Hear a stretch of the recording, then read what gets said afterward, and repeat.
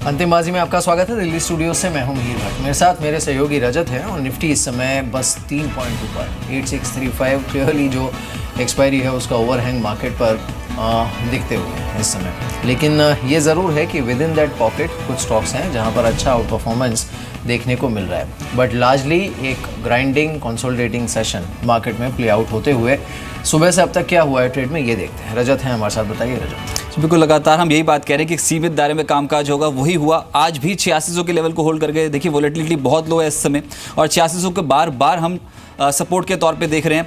8 trading sessions हो गए, closing नहीं आई है 8600 के नीचे, ये बहुत इंपॉर्टेंट है। और बाजार हालांकि बिल्कुल सीमित दायरे में, लेकिन जब तक 8600 या फिर 85-80 को ब्रीच नहीं करते क्लोजिंग बेसिस पे, तब तक डर की बात नहीं। और अभी ज़्यादातर जानकार मान रहे हैं 86-60 के ऊपर हो सकता है कि एक्सपायरी कटे। लेकिन फार्मा शेयर्स यहाँ पर खरीदारी थी, ऑरबिंदो फार्मा के नतीजों ने सपोर्ट किया और 5% जोरदार छलांग ऑरबिंदो फार्मा में देखने को मिली। हालांकि सीरीज बहुत ऐसे शेयर्स हैं जो लाल निशान में है फार्मा सेक्टर के, लेकिन आज लाइमलाइट में थे ऑरबिंदो फार्मा और टोरेंट फार्मा, दोनों में ही काफ़ी स्ट्रॉन्ग पुल बैक देखने को मिला। इसके अलावा तेल gas shares, fertilisers, auto ancillary beverages counters पे आज के सत्र में तेजी बनी। स्कैटर्ड मार्केट है, काउंटर स्पेसिफिक अप्रोच इस समय ट्रेडर्स रख रहे हैं। इन स्टॉक्स पे जोरदार एक्यूमुलेशन आज के सत्र में। जहां गिरावट थी उसमें टेलीकॉम सेक्टर, आईटी और साथ ही साथ चुनिंदा एफएमसीजी स्टॉक्स जो थे वो आज गिरावट में शो होते हुए नजर आए। लेकिन कल्याणी ग्रुप के शेयर्स देखिए, इस हफ्ते की शुरुआत बहुत स्ट्रांगली एक्यूमुलेशन के साथ हुई थी और आज के सत्र में फिर से पार्टिसिपेशन है, यानी कि कहीं ना कहीं बड़े इन्वेस्टर्स जो हैं इन स्टॉक्स को चेज कर रहे हैं। और आज BF investment, BF utilities, Kalyani investment जैसे स्टॉक्स तेज हुए। और जैसे मैं बात कर चुका हूँ, टेलीकॉम, एफएमसीजी, एविएशन शेयरों में ऊपरी स्तरों पर आज के सत्र में मुनाफा वसूली देखने को मिली। बिल्कुल, कुछ स्टॉक्स देख लेते हैं जिस पर आज बातचीत करेंगे। आईओसी आज यहाँ पर बज़ है और बोनस इशू की भी बातचीत है, तो ये करीब 4.25% ऊपर है। ऑरबिंदो फार्मा नंबर्स के बाद ऑलमोस्ट 7% ऊपर है। मारुति सुजुकी पर अच्छा मूव देखने को मिला है, ये करीब 2.5% ऊपर है। बीएफ इन्वेस्टमेंट और कल्याणी ग्रुप के बाकी स्टॉक्स जो हैं उन पर भी अच्छा मूव है, करीब 18% ऊपर बीएफ इन्वेस्ट इस समय ट्रेड करते हुए। मैजेस्को लिमिटेड और एक काउंटर है जो कि करीब 8.5% ऊपर इस समय ट्रेड कर रहा है। बाकी स्टॉक्स में ईआईएल अच्छे नंबर्स के बाद 9.5% ऊपर है। ग्रेविटा इंडिया करीब 8% ऊपर। पुंज लॉयड ये करीब 10% ऊपर इस समय ट्रेड करते हुए। और इंडिगो यहाँ पर जो टाइगर एयर की खबर आई थी कि वे लीज पर दिए हुए 11 एयरबस A320 वापस ले सकता है, उसके बाद ये काउंटर अभी भी करीब 2% नीचे, हालांकि इंडिगो ने डिनाई किया है इस खबर को। आइडिया सेलुलर करीब 3% नीचे इस समय 98 के आसपास। कुछ और बजिंग स्टॉक्स जिसमें सीक्वेंट साइंटिफिक शामिल है, 17% ऊपर। सिप्ला, आज फार्मा स्टॉक्स का दिन है। भारत गेयर्स ऑटो कंपोनेंट में काफी स्ट्रांगली एक्यूमुलेटेड स्टॉक है। और बीएफ यूटिलिटीज, जेके टायर जैसे जो स्टॉक्स हैं वो आज निचले से बहुत स्मार्टली पुल बैक देते हुए नजर आए। इसके अलावा रुशिल डेको, टोरेंट फार्मा, सेंचुरी एनका, ये कुछ ऐसे स्टॉक्स हैं जिसपे 5 से 7% के रिटर्न्स मिले। और 2 स्टॉक्स जो टूट गए उसमें एस्कॉर्ट्स और वेल्सपन इंडिया की तो हालत बहुत नाजुक है। 3 ट्रेडिंग सेशंस में 50% का डेंट पड़ चुका है। और लगातार अब जो टिप्पणियां हैं और जो पहले तो इम्पैक्ट पर गया टारगेट का, उसके बाद वॉलमार्ट, जेसी पेन, इनफैक्ट सभी जो ग्राहक हैं वो जिस तरीके की कमेंट्री आई है और जो संकेत मिल रहे हैं, तो हो सकता है जो फेयर वैल्यू है ब्रोकिंग हाउसेज वो रिवाइज कर दें वेल्सपन इंडिया की। फिलहाल 59 के लेवल पे, यानी कि 10% आज भी गिरावट देखने को मिली है। जी हाँ, बिल्कुल। साथ ही चलिए ये भी देख लेते हैं कि इस समय मार्केट में आउट परफॉर्मेंस जिन स्टॉक्स पर है उस पर क्या हो रहा है। और साथ ही एक बड़ी खबर जो इस समय आई है उसके बाद देख लेते हैं कि ऑटो स्टॉक्स पर इम्पैक्ट क्या है। तो खबर ये है कि 15 साल से पुराने हेवी और कमर्शियल व्हीकल्स जो हैं उन्हें स्क्रैप किया जाएगा। ये प्रस्ताव कैबिनेट के बाद पास भेजा जाएगा। Road transport minister Nitin Gadkari ने इस सिलसिले में आज फाइनेंस मिनिस्टर अरुण जेटली जी से मुलाकात की और अरुण जेटली भी सहमत हुए इस पॉलिसी से। उल्टा उन्होंने ये भी कहा कि इसे मैंडेटरी कर दिया जाना चाहिए, यानी 15 साल से पुराने जो हेवी और कमर्शियल व्हीकल्स हैं उनको स्क्रैप किया जाना चाहिए। उस पर जो नए व्हीकल लेने पर जो एक्साइज ड्यूटी लगती है उसमें डेफिनेटली इस पर केंद्र सरकार की तरफ से छूट छाट मिलेगी। एक बार सुन लेते हैं नितिन गडकरी ने क्या कहा इस मीटिंग के बाद। Simply, Honorable Finance Minister encouraged this idea, but we are taking it in a phase 1, phase 2. Particularly for truck and buses, the heavy vehicles, we will take in a first phase, those who completed 15 years. And the suggestion from the Finance Minister was that make it mandatory. Because of pollution now, the 65% of the pollution is because of this heavy vehicle, which life is more than 15 years. और actually इसी मुद्दे पर बातचीत करने के लिए हमारे साथ अब श्री विक्रम किर्लोस्कर हैं from Toyota Kirloskar. Mister Kirloskar, शुक्रिया हमारे साथ इस बातचीत में शामिल होने के लिए। Now you know at least finance minister is convinced कि जो स्क्रैपिंग पॉलिसी है that's a step in the right direction. In fact he also mentioned that ये मैंडेटरी कर दिया जाना चाहिए for vehicles which are older than 15 years in the heavy and commercial category. आपका reaction क्या है इस पर? I am very happy with his proposal. I think it's in the right direction. Mr. Kirloskar, also now you know the government voice is suggesting that they also expect some support from the industry because जो नए vehicles जो कि खरीदने पड़ेंगे users को उसे थोड़ा incentivise करना पड़ेगा। So government is willing to let go bit of the tax revenue और उसमें वो थोड़ी छूट देंगे, but they are also expecting industry to support this. How will this play out? We have discussed this issue in our Society of Indian Automobile Manufacturers in Siam about what can the manufacturers offer also as an incentive. कुछ discussion हुआ है, जब government का proposal भी firm होता है तब I think we will also make a firm proposal. तो सर इसका एक I don't know exactly what it is because there are so many manufacturers involved, right? But we are definitely inclined to make some kind of proposal. Absolutely.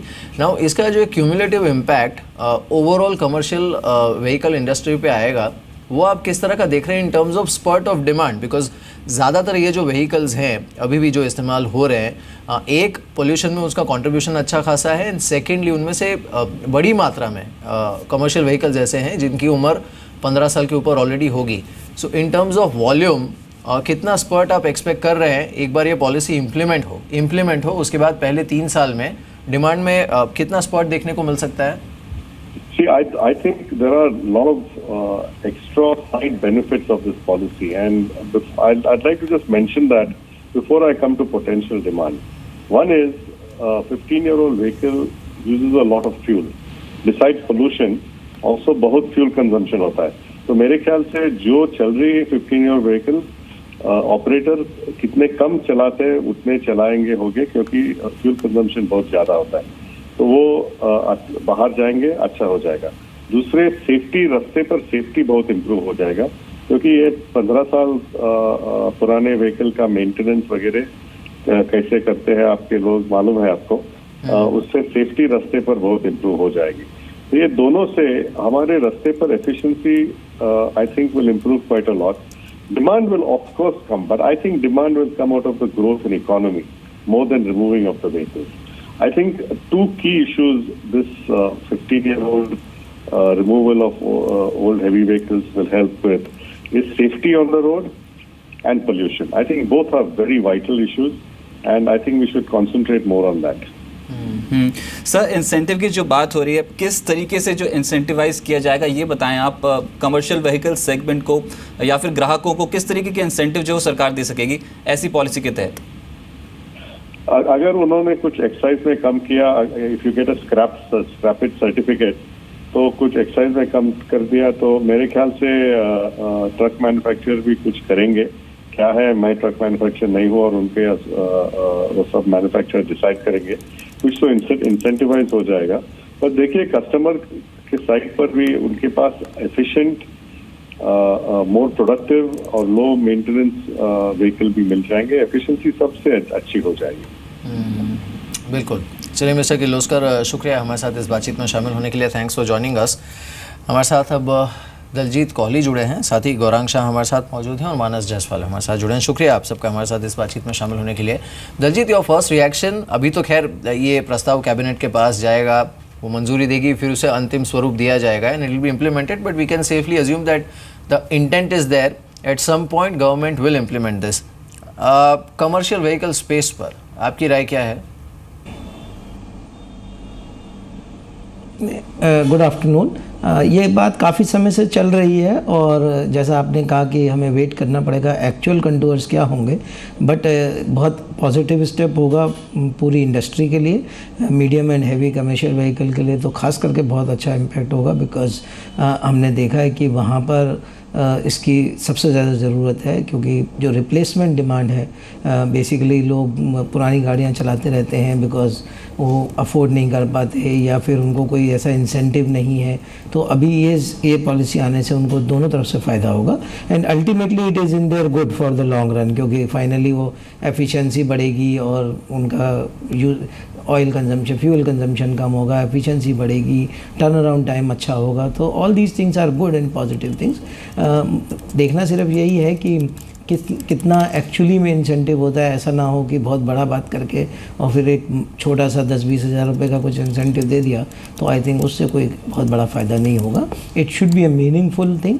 तो मुझे लगता है कि लोग इसको बहुत अच्छे से एक्सेप्ट करेंगे और हमने देखा था यूएस में जब ग्लोबल फाइनेंशियल क्राइसिस के बाद इस तरीके की एक पॉलिसी आई थी, तो उससे वहाँ पे काफ़ी बड़ा इम्प्रूवमेंट आया और इनफैक्ट इस पर्टिकुलर पॉलिसी ने उनको ग्लोबल फाइनेंशियल क्राइसिस से निकालने में भी बहुत बड़ी मदद की थी। तो इससे इम्पॉर्टेंस तो हमें समझ में आनी चाहिए कि ये कितनी इम्पॉर्टेंट चीज़ है।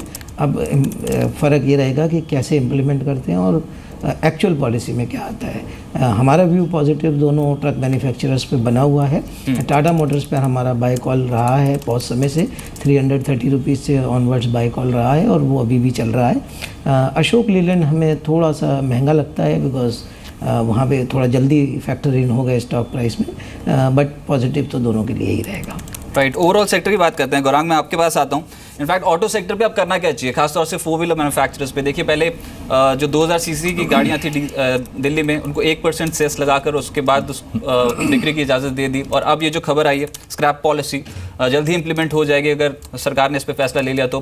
पर मारुति का आज आप स्टेटमेंट देखिए, मारुति ने कहा है कि डीजल सेगमेंट पे थोड़ी पकड़ लूज हुई है, लेकिन पेट्रोल सेगमेंट की जो मांग है, वहाँ पर जो गाड़ियों की मांग है उसमें बहुत स्ट्रॉन्ग ग्रोथ देखने को मिली है और मार्केट में मारुति का शेयर भी बढ़ा है। ओवरऑल ऑटो सेक्टर को कैसे अप्रोच करना चाहिए, खासतौर से 4 व्हीलर पैक को?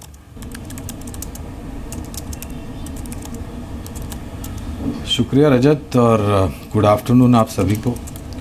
पहले तो ये बात समझ में नहीं आती कि आप नई गाड़ियाँ जो नई टेक्नोलॉजी नई इंजन पर चलती हैं उनको रजिस्ट्रेशन आप रद्द कर देते हैं या फिर उस पर बैन ला देते हैं।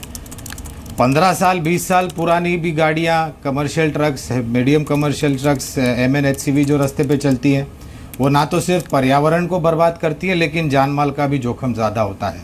तो मैं काफ़ी उत्साहित हूँ अगर ये पॉलिसी ज़मीनी स्तर पर लागू की जाती है और सभी स्टेक होल्डर्स को ध्यान में रख करके इसका फ़ायदा अलग अलग एंटिटीज़ को दिया जाएगा, तो मेरे ख्याल से काफ़ी अच्छे तरीके से बदलाव होगा।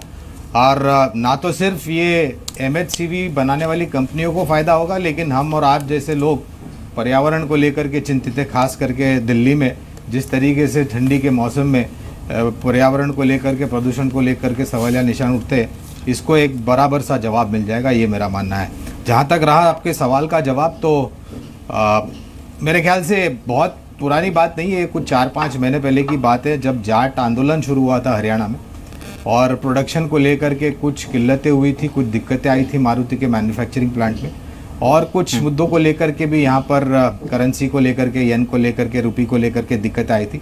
3500-3600 में किसी को अच्छा नहीं लग रहा था ये स्टॉक, और आज जब भाव 4900 का है तो लक्ष्य ऊपर की तरफ आ रहा है 5400 के या उससे ज़्यादा। हमारी कवरेज है, हमारे लक्ष्य के बहुत करीब है। नई खरीदारी की राय इस स्तर पर नहीं होगी, गिरावट पर आप खरीदारी कर सकते हैं और जिनके पास पुराना निवेश है वो बने रहे। अशोक लेलैंड पर मैं आज सुबह ही मैनेजमेंट की टिप्पणियाँ सुन रहा था और मैं काफ़ी उत्साहित था उनकी टिप्पणियों के साथ। एक्सपोर्ट मार्केट को लेकर के, स्थानीय मार्केट को लेकर के, डिफेंस में आर्मर्ड व्हीकल्स के सप्लाई को लेकर के डेफिनेटली एक पॉजिटिव रुझान वहाँ पर भी हमारी कवरेज है। मारुति एक तीसरा प्लेयर, M&M एक चौथा प्लेयर, सभी हमारी कवरेज लिस्ट में मौजूद है।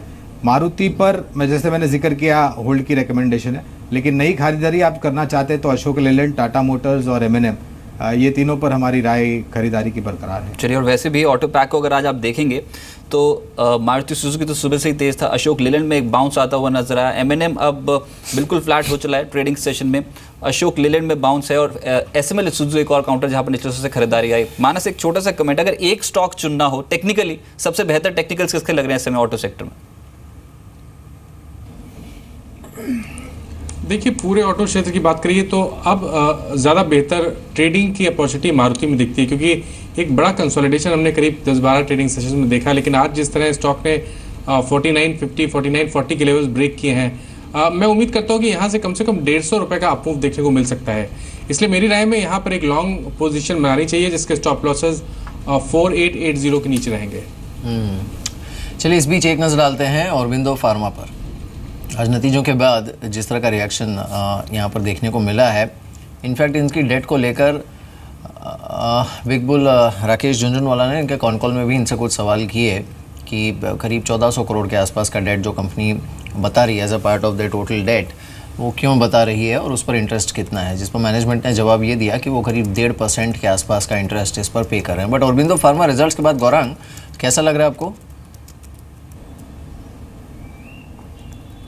वेल, जो सवाल उठाए गए वो जायज़ थे निवेशक के रूप में मिहिर, और मैं मानता हूं कि जो स्पष्टीकरण भी मैनेजमेंट ने किया है वो काबिल तारीफ़ है और कॉन्फिडेंस लौटा करने वाली बात की है उन्होंने।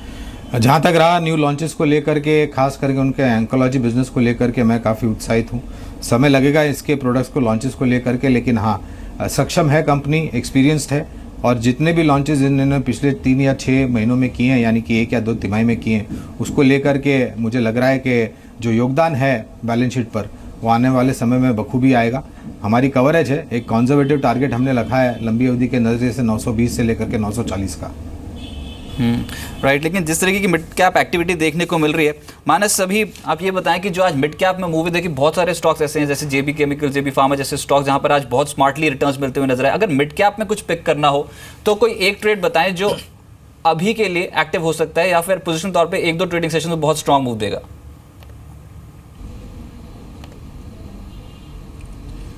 देखिए मिड कैप पे तो ऐसी अपॉर्चुनिटी मैं नहीं समझता कि कहीं टेक्निकली दिख रही है, और ऐसा हो सकता है कि शायद मेरे जहन में नहीं है, लेकिन अपॉर्चुनिटी अगर आप देखिए तो वोल्टास में दिखती है, जहां पर जिस तरह के पैटर्न्स बन रहे हैं हाई टॉप्स हायर बॉटम्स के, और जिस तरह स्टॉक ने 380 का लेवल ब्रेक किया है, ऐसा लगता है कि जो हाई टॉप हायर बॉटम का ट्रेंड बना हुआ है ये आने वाले टाइम में भी कंटिन्यू रहेगा। 399 तक के टारगेट्स पॉसिबल हैं, तो यहाँ पर बिल्कुल एक लॉन्ग पोजीशन बनानी चाहिए और अपने स्टॉप लॉसेस 379 के नीचे रखने चाहिए। साथ ही साथ पुंज लॉयड के संदर्भ में खबर है कि रक्षा मंत्रालय के कॉन्ट्रैक्ट के लिए provisional lowest bidder air defence gun के लिए कंपनी ने बोली लगाई है, और रक्षा मंत्रालय ZU-223 गन को अपग्रेड करने का ऑर्डर देगी। और पुंज लॉयड देखिए आज 10% के रिटर्न इंट्राडे पर्सपेक्टिव से, और बहुत समय बाद इतने स्मार्टली गेंस दे रहा है। गौरांग, आपकी राय, पुंज लॉयड या फिर इसी श्रेणी से कोई और स्टॉक जो आप समझते हैं कि गोइंग फॉरवर्ड अच्छे रिटर्न्स दे सकता है?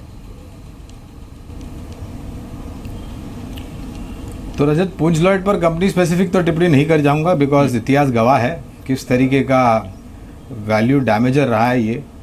और आप अगर टेंडर में सबसे नीची बोली लगाते हैं तो इसका ये मतलब नहीं है कि आपको वो टेंडर मिल जाता है कामकाज करने के लिए, और आपके अनुभव के ऊपर भी काफ़ी निर्भर होता है। और डिफेंस रिलेटेड जो भी इक्विपमेंट होती हैं वो काफ़ी प्रिसाइज होती हैं और बहुत ही सेंसिटिव होती हैं, और उच्च स्तंभ की टेक्नोलॉजी यहाँ पर काम में आती है। डिफेंस रिलेटेड अगर कहीं पर हमने निवेश की कवायद की है तो वो है एस्ट्रा माइक्रो पर। दिग्गजों में अगर आप पसंद करना चाहें तो भारत फौज, M&M भी एक डिफेंस रिलेटेड थीम है, L&T भी एक डिफेंस रिलेटेड थीम है, जहाँ पर हमें लग रहा है कि लंबी अवधि के नज़रिए से आपको बेहतर रिटर्न मिल सकता है। लेकिन आपको एक चीज़ साफ तरीके से जहन में रखनी चाहिए, और वो है कि अगर आप डिफेंस को ध्यान रख के निवेश करते हैं तो आपका निवेश का नज़रिया जो है वो कम से कम 2.5-3 साल या उससे अधिक का होना चाहिए।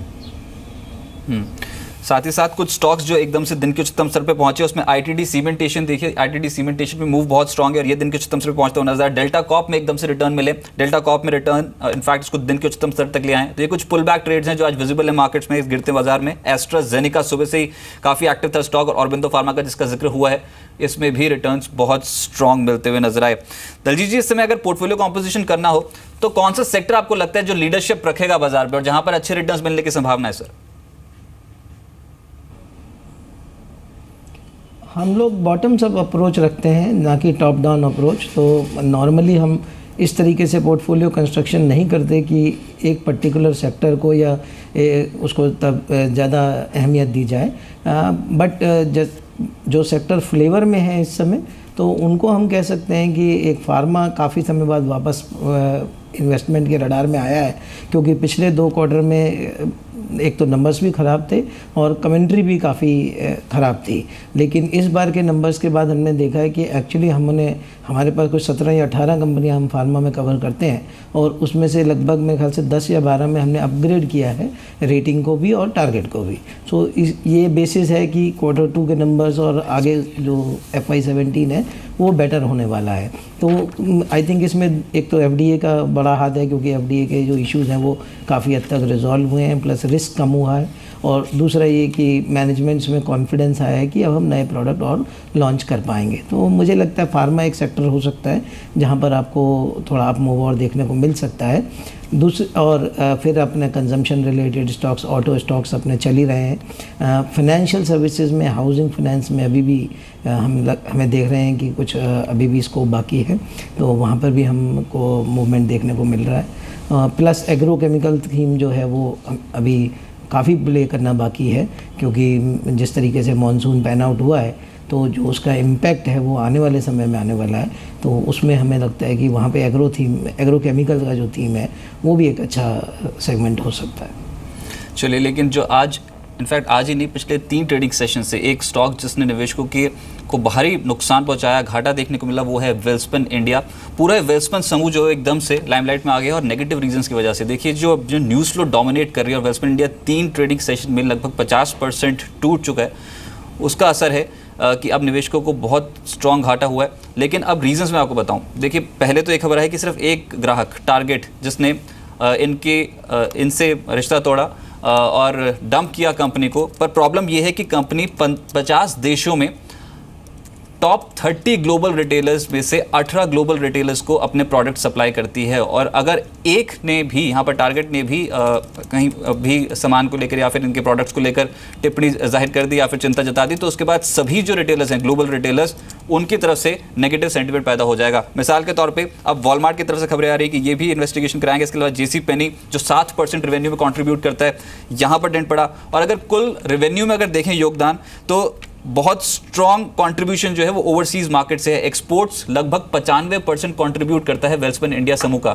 तो ऑब्वियसली इम्पैक्ट तो आना ही था, और महज दिन के निचले स्तर पे और 3 ट्रेडिंग सेशन में 50% रकम साफ हो चुकी है सिर्फ वेल्सपन इंडिया में। या बिल्कुल, मार्केट इनफैक्ट एडजस्ट करेगा ही यहाँ पर आगे भी जो वैल्यूएशन है उसे।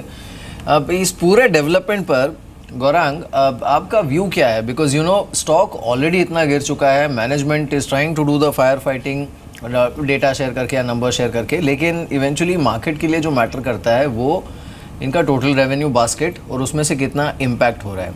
एंड अब जैसा अभी खबरें हैं कि वॉलमार्ट भी रिकंसिडर कर सकता है इनके साथ जो अंडरस्टैंडिंग है उससे। आपका व्यू क्या है इस ग्रुप के स्टॉक्स पर?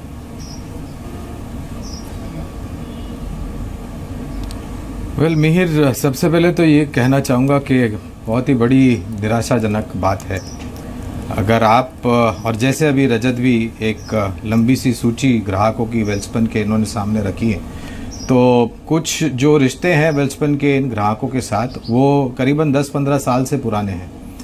और आप इतनी बड़ी मात्रा में ग्लोबल स्तर पर अपने जो प्रोडक्ट्स हैं वो बेचते हैं, और अगर आपके पास गुड मैन्युफैक्चरिंग प्रैक्टिसेस को लेकर के, क्वालिटी सर्टिफिकेशन को लेकर के, चेक्स को लेकर के इस तरीके की खामी पाई जाती है, तो ये बहुत ही बड़ा प्रश्न चिन्ह खड़ा करता है कंपनी के ऊपर, मैनेजमेंट के ऊपर। और सबसे बड़ी ताज्जुब की बात यह है कि लगातार 2-3 दिन से ये निचले सर्किट हम देख रहे हैं, और मैनेजमेंट के तरफ से मुझे नहीं पता, मेरी मालूमात में नहीं अगर आई है कि नहीं, लेकिन कोई भी स्पष्टीकरण आया नहीं है या फिर क्लैरिफिकेशन इन्होंने दिया नहीं है। ये एक दूसरी बड़ी बात है जो मुझे काफ़ी सताए जा रही है। अब खबरों के बीच में जूझ रहा है स्टॉक। आने वाले समय में दूसरा या तीसरा ऐसा कौन सा बड़ा ग्राहक होगा जो अपने कॉन्ट्रैक्ट को कैंसिल कर देगा या वापस खींच लेगा, ये तो आने वाला समय ही बताएगा। तो मुझे लग रहा है कि जब तक इस खबरों के बीच में जूझ रहा है, क्लैरिफिकेशन जब तक नहीं आता और till the time the dust doesn't settle down, I think थोड़ा अवॉइड करना ही बेहतर होगा। एक बार मार्केट देख लेते हैं, क्योंकि एकदम से फिर से सडन स्पाइक और अब 86-50 के पार निफ्टी पहुंचता हुआ नजर आया। देखिए हम ये पोल आपको सुबह से दिखा रहे हैं, जिसमें जी बिजनेस सबसे बड़ा पोल किया, अलग अलग ब्रोकर से जानने की कोशिश की कि एक्सपायरी किस लेवल पे कट सकती है। 8600 के लेवल को वॉयलेट नहीं कर रहा बाजार पिछले 8 ट्रेडिंग सेशन से, पुल बैक की एक्सपेक्टेशन थी। और ज़्यादातर जानकार मान रहे थे कि 86-60 से 87-20 जो यहाँ से भी 10 पॉइंट ऊपर का दायरा शुरू होगा, वहाँ पर एक्सपायरी कट सकती है। 50% ब्रोकर्स में खरीदारी की सलाह दी थी और 30% ब्रोकर्स मान रहे थे कि 86 से 86-60 के बीच में एक्सपायरी कटेगी। तो 80% ब्रोकर्स की बात बिल्कुल सही साबित हुई और निचले सोर्स से बहुत smartly pull back Indian markets दे रहे हैं। सुबह हमारे साथ हेमंत ठुकराल साहब जुड़े थे, आइए सुनते हैं कि उनका क्या कहना था, एक्सपायरी कहाँ पर कट सकती है। मेरा एक्सपायरी का टारगेट है 86 से 8650 के बीच में, तो बहुत ज़्यादा मूवमेंट शायद हमें देखने को नहीं मिले। हालांकि बैंक निफ्टी से मुझे ज़्यादा उम्मीद है, मुझे लगता है बैंक निफ्टी 19,500 तक भी 19,600 के बीच में एक्सपायर हो सकता है, तो वहाँ थोड़ी बाइंग देखने को आ सकती है। और आईटी स्टॉक्स में भी थोड़ा और एक राउंड ऑफ शॉर्ट कवरिंग जिसको हम बोलते हैं वो देखने को और मिल सकता है। बट इसके बावजूद भी मुझे नहीं लगता कि हम 87 को क्रॉस कर पाएंगे इस एक्सपायरी में। बिल्कुल। इस बीच अगर हम बिग बी की बात करें तो जनरली आप बिग बी को रिलेट करते हैं एक ही इंसान से, वो है अमिताभ बच्चन। और उनकी फिल्म्स की बात करते हैं, उनके बॉक्स ऑफिस परफॉर्मेंस की बात करते हैं। लेकिन ताज्जुब की बात यह है कि ये स्टॉक मार्केट के भी, खासकर स्टॉक्स में इन्वेस्टमेंट के भी शहंशाह हैं। देखते हैं कैसे। कौन हो तुम?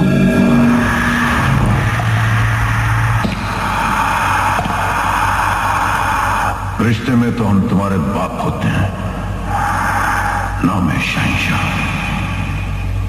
जानते हो तुम किससे बात कर रहे हो?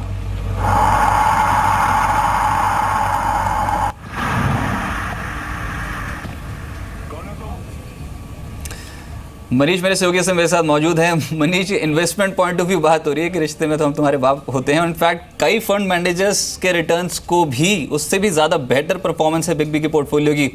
पहले आप ये बताएं पोर्टफोलियो का रिटर्न कितना है, पोर्टफोलियो में से जो शेयर उन्होंने बेच दिए, क्योंकि बहुत इंपॉर्टेंट स्ट्रैटेजी है। शेयर तो खरीद लिया लेकिन शेयर में से बेचकर उस पर से मुनाफा कमाना एक बहुत बेहतर स्ट्रैटेजी बिग बी के पोर्टफोलियो में से निकल के आ रही है। कौन से स्टॉक्स उन्होंने बेचकर मुनाफा कमाया? निश्चित रूप से बिग बी के पोर्टफोलियो में देखें तो पूरी फिल्म की कहानी है। इसमें जो है कहीं बहुत ज़्यादा नुकसान होता है, बहुत ज़्यादा फ़ायदा होता है। कुछ चीज़ें जो है इनके पूरी पोर्टफोलियो के देखें इनकी फिल्मी कैरियर की तरह है। कुछ एक स्टॉक्स ने सुपर हिट रिटर्न दिए, सुपर स्टार के तौर पर इनको बड़े रिटर्न दिए, तो कुछ एक ऐसे स्टॉक्स हैं इनके पोर्टफोलियो में जो सुपर फ्लॉप हुए, जहाँ इनकी पूरी की पूरी पूंजी डूब गई है। तो पूरी फिल्मी कैरियर में जिस तरह से इनका परफॉर्मेंस देखने को मिला, इनके पोर्टफोलियो में भी कमोबेश वैसा ही परफॉर्मेंस देखने को मिला। लेकिन अच्छी बात यह है कि पोर्टफोलियो आखिर में जीतता है, जैसे कि हीरो जीतता है, और पूरा पोर्टफोलियो का रिटर्न कहीं ना कहीं पॉजिटिव देखने को मिलता है। सबसे बड़ी बात है इनके पोर्टफोलियो में क्या कि इन्होंने कई सारे ऐसे स्टॉक्स लिए हैं जिसमें इनके रिटर्न्स जो हैं थोड़े निगेटिव हुए, कुछ में काफ़ी ज़्यादा पॉजिटिव देखने को मिले। तमाम छोटे मझोले शेयरों पे इन्होंने दाव लगाया। और इसमें जो पहला शेयरों का न्यूलैंड लैब्स होगा, इन्होंने इस कंपनी के जो है 1 करोड़ में इसमें 1 करोड़ की पूंजी लगाई थी, यानी 1 करोड़ के शेयर्स खरीदे थे। और इस शेयर में रिटर्न देखिए शानदार देखने को मिला, करीब 160% का रिटर्न देखने को मिला। और इनकी कमाई जो है जब इन्होंने बेचा था शेयर्स को, तो इनकी कमाई जो हुई थी इस शेयर से करीब 2.5 करोड़ के आसपास हुई थी। उजास एनर्जी अगला शेयर होगा जिसमें इन्होंने करीब 4 करोड़ के आसपास की इन्वेस्टमेंट की थी, और यहाँ से एक अच्छी खासी इनको आमदनी हुई। 101% का इनको रिटर्न मिला, करीब 7.5 करोड़ की जो है यहाँ पे इनकी कमाई हुई। जस्ट डायल लेकिन एक ऐसा शेयर है इनके पोर्टफोलियो में जिसने इनके परफॉर्मेंस को कहा जाए कि एक फिल्म जो इनकी सबसे सुपरहिट फिल्म हुई गई वो जस्ट डायल था इनके पोर्टफोलियो का शेयर। केवल 6 लाख रुपये के इन्होंने शेयर्स खरीदे थे और उनमें इनको करीब 7 करोड़ के आसपास की आमदनी हुई, यानी कि 11,400% के आसपास का रिटर्न मिला। हालांकि इस जो शेयर में है इनको कुछ एक प्रमोटर ने आईपीओ के जरिए भी जो सस्ते भाव पर अलॉट किए गए थे शेयर, उसका भी फायदा हुआ था। लेकिन एक शेयर और है फिनोटेक्स केमिकल, जिसके बारे में कभी कोई चर्चा नहीं हुई, कोई जानकारों ने नहीं कहा। और जैसा कि इनका एक फेमस डायलॉग भी है कि मैं जहाँ से खड़ा होता हूँ लाइन वहीं से शुरू होती है। तो एक ऐसा शेयर जिसको किसी ने नहीं पसंद किया, इन्होंने पसंद किया, इसमें पूंजी लगाई। इन्होंने करीब इसमें 3 करोड़ के आसपास की इन्वेस्टमेंट की थी और करीब इनको जो है 400% का रिटर्न मिला। और इनका जो कीमत 3 करोड़ की बढ़ के जो है करीब 14.5 करोड़ के आसपास हुई। तो कहीं ना कहीं इनके इन्वेस्टमेंट जिन शेयरों को इन्होंने बेच दिया, वहाँ इनको एक जोरदार रिटर्न देखने को मिला और इनका पोर्टफोलियो कमोबेश सुपरहिट रहा है। चलिए, बेचना तो ऑब्वियसली आप जहाँ इन्वेस्ट करते हैं उससे बेचना उतना ही ज़रूरी होता है, बट होल्ड अभी क्या क्या कर रहे हैं अपने पोर्टफोलियो में?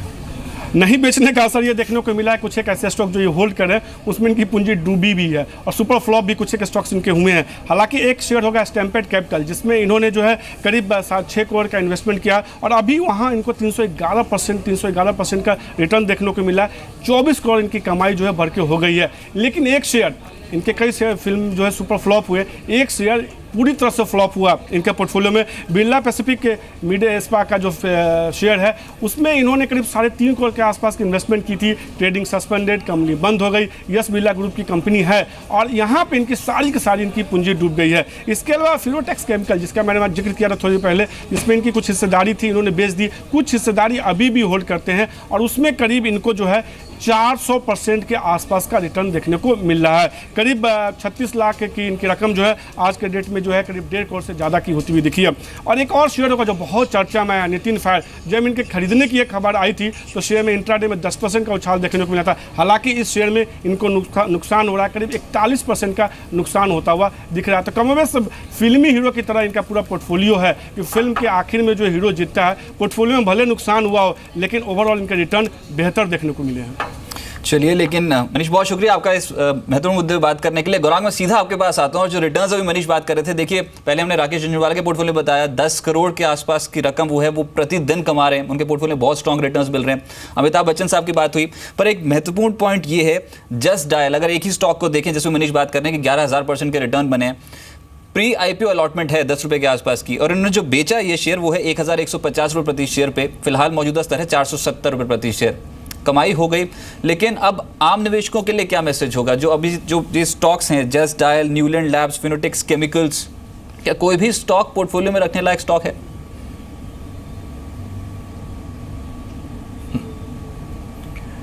रजत, कोई भी निवेशक अगर शेयर बाजार में आकर के अपनी पूंजी लगाता है तो वो इसलिए लगाता है कि अपनी पूंजी आगे जा कर के बढ़े। और आप ना तो बिग बी हो ना तो बिग बुल हो, और आपके पास जो पूंजी है वो सीमित है। आपको अपने हाजमे के हिसाब से काम करना चाहिए और जो भी उम्मीद है और अपेक्षा है वो सीमित दायरे में रखनी चाहिए। और मैं तो ये अक्सर मापदंड लेकर के चलता हूँ कि आपकी पूंजी अगर बैंक की एफडी में पड़ी है तो उस पर कितना ब्याज मिलेगा, और अगर आपके पास जोखिम झेलने की क्षमता है और शेयर बाज़ार में निवेश करने की आप हिम्मत रखते हैं तो आप एक अनुमान लगा लीजिए कि आपको सालाना कितना प्रतिशत आपको मुनाफा मिलना चाहिए।